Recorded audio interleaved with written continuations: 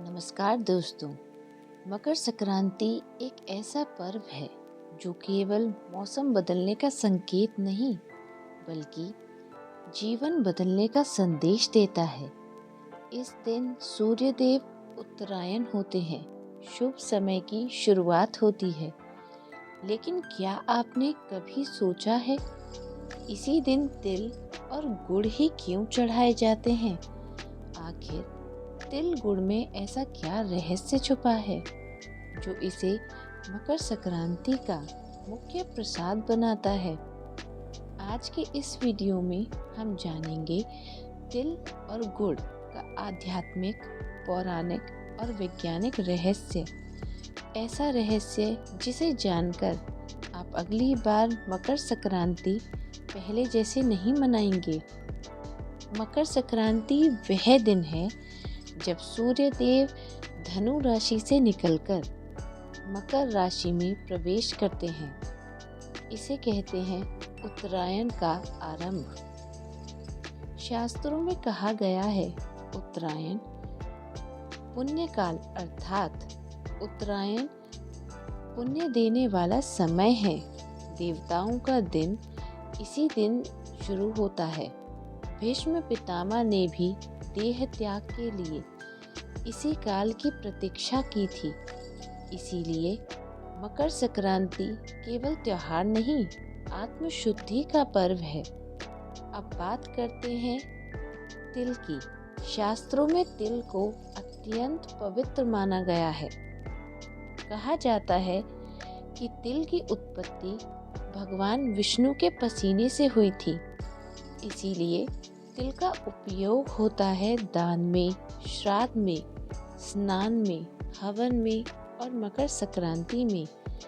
धर्म ग्रंथों में उल्लेख है तिल से किया गया दान अनंत गुना फल देता है। तिल का अर्थ केवल बीज नहीं, तिल का अर्थ है सूक्ष्म कर्म। जिस प्रकार तिल छोटा होता है वैसे ही हमारे छोटे छोटे कर्म हमारे भाग्य को गढ़ते हैं।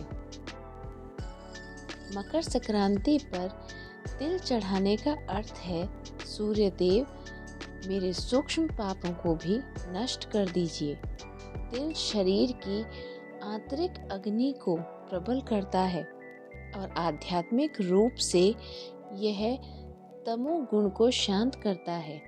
अब आते हैं गुड़ पर। गुड़ बनाया जाता है गन्ने से और गन्ना सूर्य की ऊर्जा से ही रस बनाता है। इसीलिए गुड़ को माना गया है सूर्य तत्व का प्रतीक। गुड़ का रंग, उसका स्वाद और उसकी गर्म प्रकृति तीनों सूर्य से जुड़े हैं। आध्यात्मिक अर्थ में गुड़ का मतलब है मिठास। मकर संक्रांति का संदेश है तिल जैसे कठोर अनुभवों को भी गुड़ जैसी मधुर वाणी में बदल दो।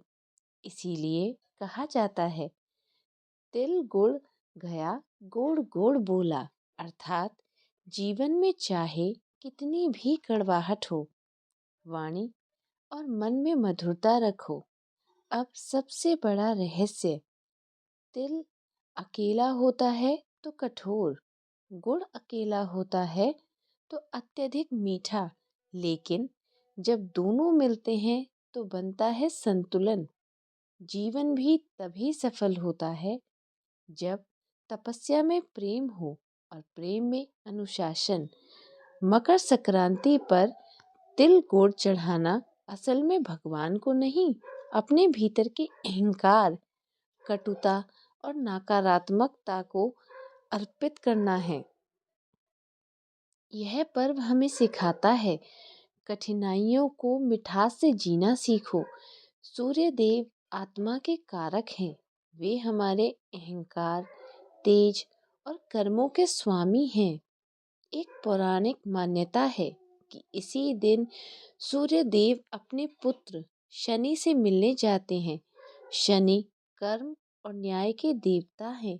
यह मिलन सिखाता है अहंकार छोड़ो, संबंध सुधारो। तिल गुड़ उसी सुधार का प्रतीक है। अब थोड़ा विज्ञान भी समझ लें।